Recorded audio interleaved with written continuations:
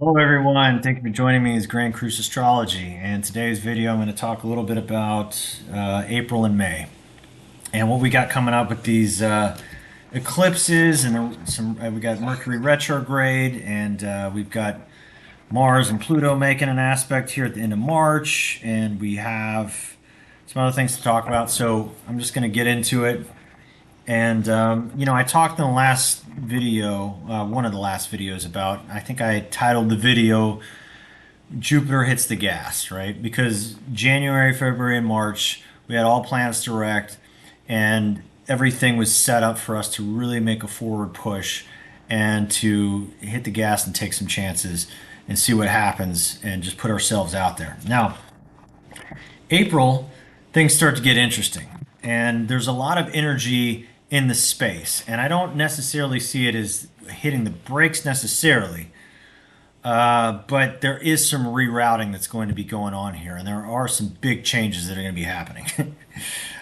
This is where things start to get interesting and some negotiations start to happen. Now, at the end of March, we had on March 27th, 28th, we had Mars moving into the sign of Cancer. It had been in the sign of Gemini for since last August. Okay, so it's been a long time in Gemini, and just by Mars moving into Cancer is a big deal because it had spent so long in Gemini.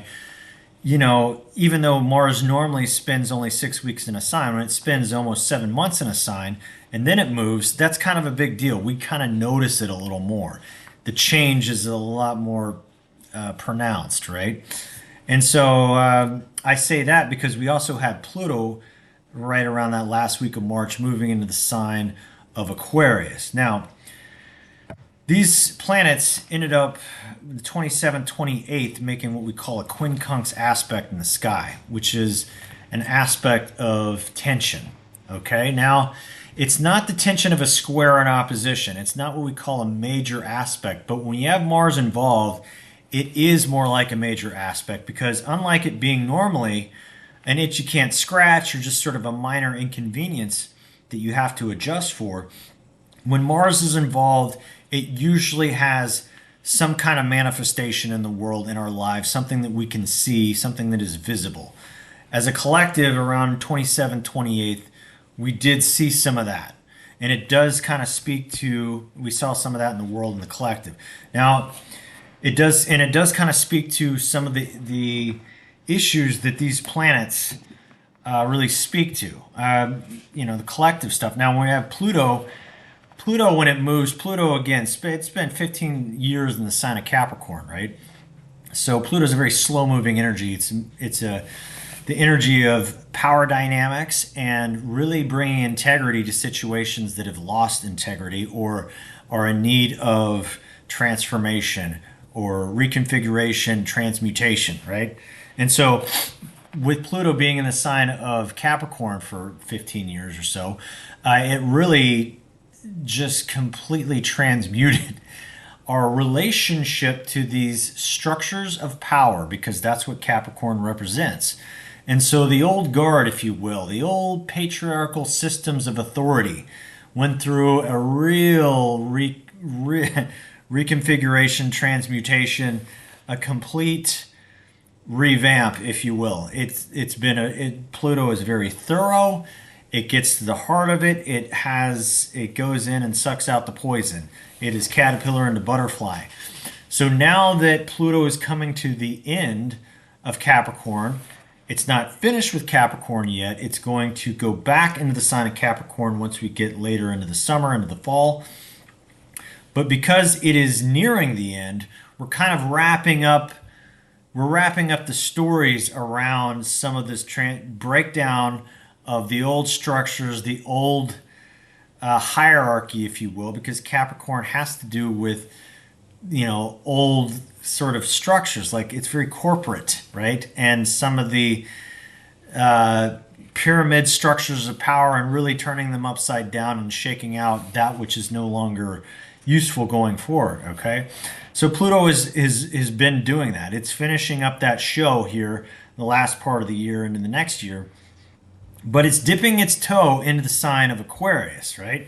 And so with it dipping its toe into the sign of Aquarius, we're being introduced to a new focus. And where Pluto is going to turn its attention is to Aquarian things, okay?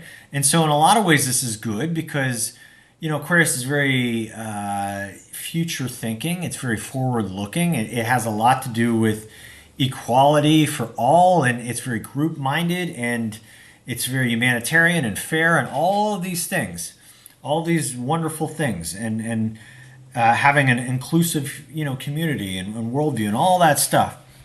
Now, when Pluto goes in there, it brings more awareness to this. This energy becomes front and center, and it gets, you could say, this energy will get a boost in prominence and power while at the same time being completely transformed. Okay? So it will become front and center, this energy. It will become front and center so that it can be looked at, and so that we can move forward with the Aquarian energy in a way that is something that is reborn, is something we can build upon, something that has integrity, right? So instead of Aquarian energy being this pie in the sky, the future, and egalitarian and fair and humanitarian, all these great things, instead of it just being this idea, it will actually be put in front of us to actually say, okay, this is great. How can this actually work, right? How can this actually, how can we make this into something that has integrity, right? How can we make this something that is actually works in the world and is not just a dream that can lead to the dark side of it, which the dark side of something like this is authoritarianism and totalitarianism and really forcing people into forcing square pegs in a round hole, or whatever, the analogy, right? And that's not within the integrity of Pluto. So we are, over the next 15 years or so, we're going to get a real opportunity to work with this energy. Now, Pluto has a hard time in Aquarius because Pluto is the sign of Pluto is the planet that deals with psychodynamics, deals with power, it deals with ego, all right? And so it loves the sign of Leo because it can really harness the strong ego into making powerful moves of integrity, right? That's Pluto in Leo at its finest, right? Pluto in Aquarius. Aquarius is not ego driven at all. It's very group oriented. It's very, in a way, very selfless, even though it is very individualistic and very different, and it can be very quirky and oddball, and it can have a lot of acceptance of that. It still functions within a group. Aquarius energy never gets outside of what is good for all, right? And we can have all that unique, quirky, weird, eccentric stuff going on, but if it gets outside of what's good for everybody, and it doesn't account for everybody, then it doesn't have value, right? So with Pluto here, it's just the expression of it can be a little tricky because we can find ourselves acting out. We can find ourselves acting out in extremes of that Aquarian energy that can look very eccentric and very odd and self-motivated. Okay, now that can come into clear view when you put Mars in a tense aspect in the sign of Cancer with this Pluto in Aquarius energy, which we had on March 27, 28. Mars in Cancer is all about Mars is also in its fall in the sign of Cancer, because Cancer is about our emotional body. It's about our instinct and just really needing to express what we feel, right? what we feel drawn to, loyal to, and that which is in our nature. It's you could say it's a maternal energy, Cancer, and it has a lot to do with depending on and being dependent on and being dependent, right? And the value in that. And so when you have Mars there, Mars is a very individualistic energy. It's a very active, very forceful, very masculine kind of energy. So when it goes into the sign of Cancer, this can look like, people acting out, or, and it's negative. It can be acting out. It can be really just reacting instead of responding, and just not thinking things through, and just knee jerk reactions, and just being very emotional. And it can be very dramatic in that sense.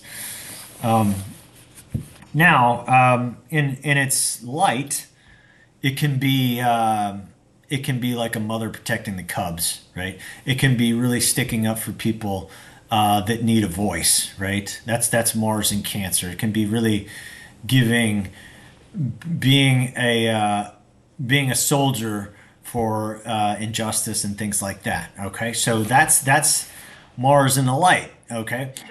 But when you get Mars in Cancer in that quincunx aspect to Pluto in Aquarius, we can have the darker side of that. Okay. We can have some acting out for some, acting out in ways that are destructive, right? That are not thought through, because Mars energy, so I always say it's very passionate, but it doesn't have vision. So this can be potentially destructive energy. And so that was on 27th, 28th. We're moving on. Once we get into April, though, in April, early April, first week or so, we got Mars in a nice trine aspect to Saturn.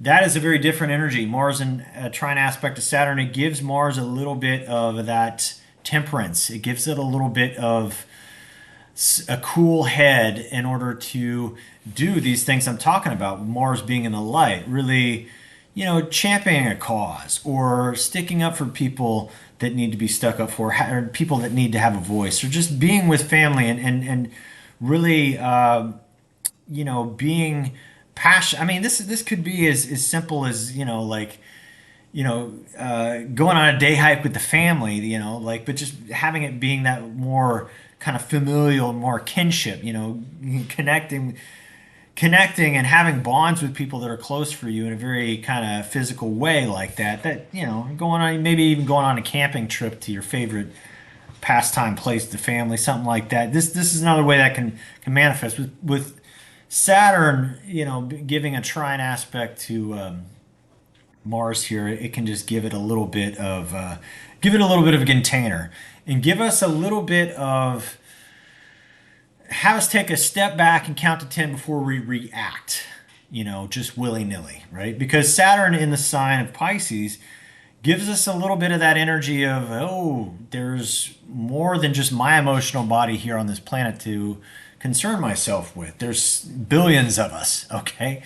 And we all have our own needs here. And, with Saturn giving a little bit of energy of temperance from Pisces, it would just suggest that we can have a little bit more compassion for all, and not just self, and a little bit more. It's like our emotional body can expand its reach just a little bit more than it normally would. Okay, so that's that. Now I've talked about the eclipse on April 20th. We have an eclipse on April 20th. It's going to be conjunct Jupiter. And on that same day, on April 20th, Mercury is going to go retrograde. Now, with these eclipses we have coming up, this is big. We have a big solar eclipse here, and Mercury is going to be going retrograde. There's a lot of energy coming in. When you put Jupiter on an eclipse, you put a magnifying glass on everything. Now, it's at 29 degrees of Aries as well. So, whereas normally a new moon eclipse, which is a solar eclipse, normally that's a new beginning, right? That's a grand new beginning, like a super new moon, right? But being that it's at 29 degrees of Aries, by degree, it signifies ending. I see this eclipse that we're having in conjunction with the next eclipse we're having is something new is coming in, but it's so big and it's such a big change. It's going to require some kind of rethink, and something is going to be have to be let go of in order for this new energy to come in. Something is beginning and something is ending. Okay? With that energy of Mercury retrograde being present with that eclipse on April 20th, see, Mercury is going to be going retrograde in the sign of Taurus. So I kind of see it as there is something big happening. Maybe it's it's fire energy, right? So it's an idea. It's an idea. It's an event. Something that maybe can be seen in the world. It's news. It's something. Something is happening that we're going to be aware of. And it's something that's going to be seen, something that's going to be evident, something that's going to be apparent.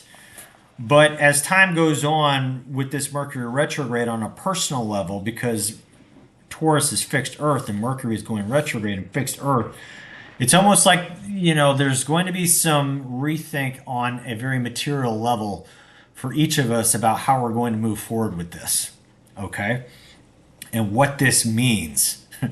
Right? And with the second eclipse that we have on May 5th, being a south node eclipse at 14 degrees of Scorpio, in opposition to Uranus in Taurus, there could be some surprises with this that we didn't see coming. I see something coming in on April 20th that is like, whoa, where did that come from? That's amazing. And there may be some excitement, some enthusiasm, Jupiter, some optimism with this.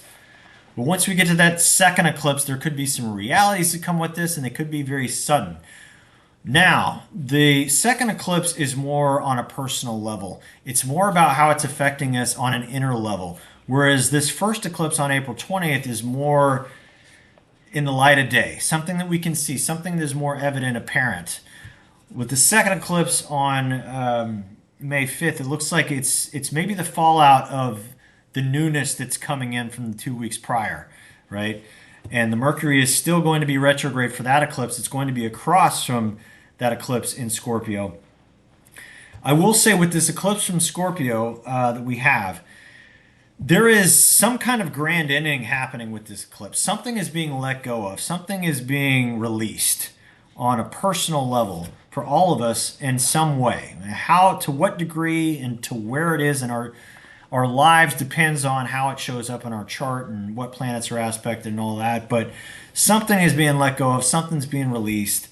The reason I say that is because it's a south node eclipse, which does denote release, and it's lunar, which means it is personal, on a personal level, on an inner level, letting go. And you have Uranus, right, which can be some kind of ripping the Band-Aid right off. Some kind of, like, oh, gosh, wow, this is what this means, right? And it can be really very sudden, right? It can kind of hit us kind of hard. And so what I will say is this eclipse harkens back to the one that we had on November 8th. For the last year and a half or so, we've had eclipses in Scorpio and in Taurus. And it's been an eclipse cycle for the last year and a half. And now that eclipse cycle is coming to an end. That eclipse cycle is wrapping up, and it will be finished on May 5th. And so there is some kind of grand conclusion that is happening with this second eclipse that we have here. The good news is, whatever it is, with this Band-Aid being ripped off, this is it. The wound is healed. The Band-Aid rips off. It may be like, ouch, but you can look at it and say, oh, good, it's gone. That's done. That's finished, right? So the Band-Aid analogy might actually work pretty well for this eclipse here.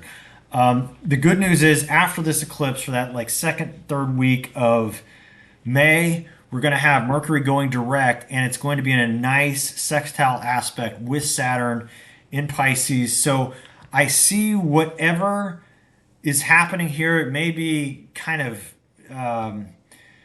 uncomfortable, maybe a little bit, a little bit rough and tumble. It just could be a lot happening, maybe overwhelming. Something is coming in that we have to make room for, or maybe something has to be let go. Whatever it is, I see by that second, third week of May, things getting really solid, really grounded. we are going to have a solid surface from which to build from. On a personal level, it looks like we are all going to have some clarity. On a more material level, it's looking like. It looks like something really grounded. Looks like we're going to have an opportunity to build anew. And this looks really good. This looks nice. Now, yeah, and with that Saturn coming from Pisces there, it really looks like it's an energy that we can all use as a collective to move forward with. Of course, it's going to affect us all individually in different ways, but I see this outcome as being good for all. And I say that because of that Pisces and Saturn making a nice aspect to that Mercury going direct. Now, is it going to be good for all just for a couple of weeks there, or is it, going to be good for all going forward beyond for the months and years to come? That was yet to be seen. I don't know. But I do like the opportunity that comes with this energy. On an individual level, it is giving us all the opportunity to build from whatever churning these eclipses are going to cause for us come late April and early May. So that's what I got. Just wanted to give you everybody an update of what's going on because we're getting past the January, February, March hit the gas time, and now we're entering into new waters here. It's a little different, but it's not boring. This looks to be just as exciting. It's just going to be try to keep one foot on the ground, especially with that first eclipse being conjunct Jupiter. A lot of what's happening around us could get a little overwhelming at times. So watch the nervous system, especially with Mercury going retrograde in the sign of Taurus. Our nerves can be a little bit on the surface here. So do what you need to do to calm yourself, to ground yourself. That's what I got. Hope this was helpful, and I look forward to talking to you on the next video. Bye.